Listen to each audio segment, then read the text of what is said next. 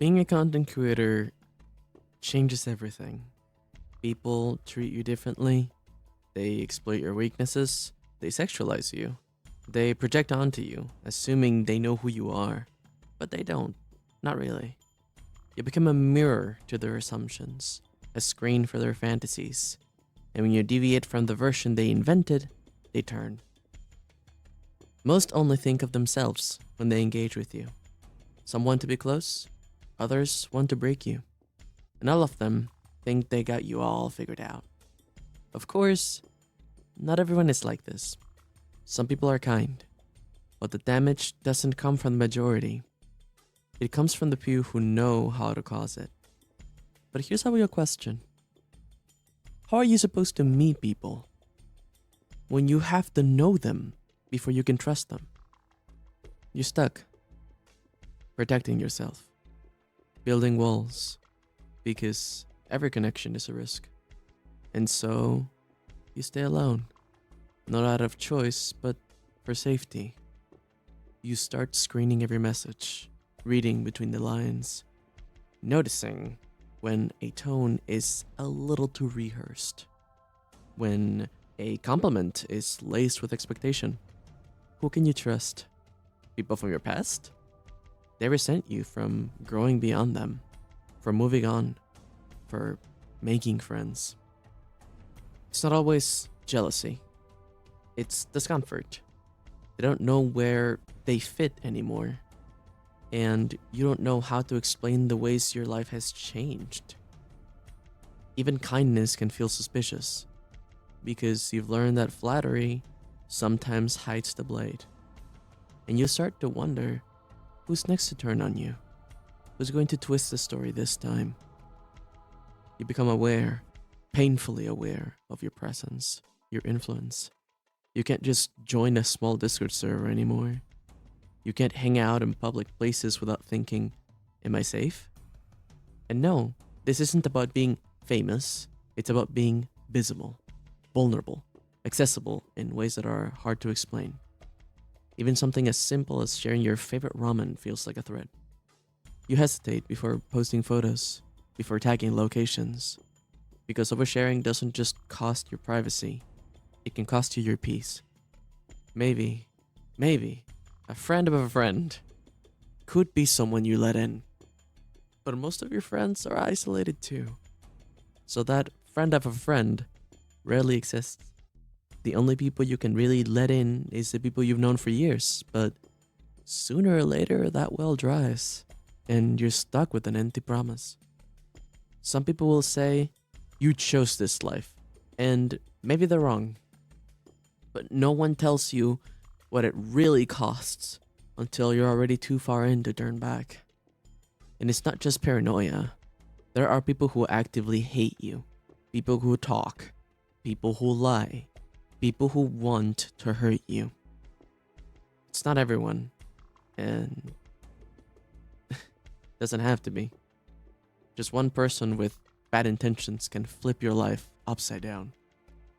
They coordinate, they record, they archive, they wait, they look for cracks in your armor, and they take notes. But you don't even know who they're friends with, what circles they move in. You're left hoping that moderators, admins, someone will help you spot them before it gets worse. But even then, you're not safe. Someone will try to take pictures of you without your consent. Someone will try to find your location, your family, your private life. None of this is imagined. These are real risks, because when you're in the spotlight, all eyes are on you. The kind ones, the indifferent ones, and the malicious. Every part of you becomes content. Your laugh, your pain, your breakdown, your silence, especially your silence. What started as just for fun becomes a platform, an audience, a responsibility. And that shift, it does not happen overnight. You have to teach yourself how to handle it. Teach yourself not to react, not to overshare, not to spiral. Because in this world, impressions are everything. You become an internet identity, and Even if you love what you do, that doesn't mean that it doesn't cost you something. And people talk, even those who've never spoken to you. They will say things, horrible things, and those words don't fade. They'll stick around for months, sometimes years.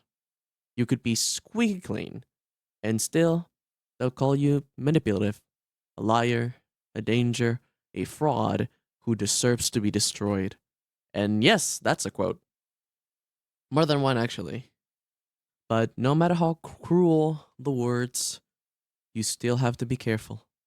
Every comment, every tweet, every word, it all builds your image. It's obsessive, depressing, and crippling anxiety inducing. You monitor yourself in real time. You second guess your tone. You rehearse responses you'll never give. You become fluent in silence. And this isn't about being overly sensitive, it's about survival. Because once a narrative spreads, it doesn't always matter whether it's true, but this is the cost of visibility. And yet, you stay. Because you love what you do. Because someone, somewhere, might still need what you create. Because something in you still wants to believe that connection is possible, even after everything. Even if it isolates you in the process. It's not always doom. Not all people are dangerous. Luckily, though, every now and then, in the places you least expect, there are some diamonds. There are people who maybe also have your level of influence, or maybe not at all. People who don't care about your numbers. People who don't need a spotlight to feel seen. People who see you and like what they see. People who, in a good way, sweep through the cracks and are able to pass your thick walls. People who make you feel less alone. People who are happy to support and forgive you because they love you. They don't need access to all of you. They're just happy knowing you're okay. They are the ones who send in a checking message when you disappear, who defend you when you're not around. They remind you that trust isn't always a transaction. Sometimes it's a gift.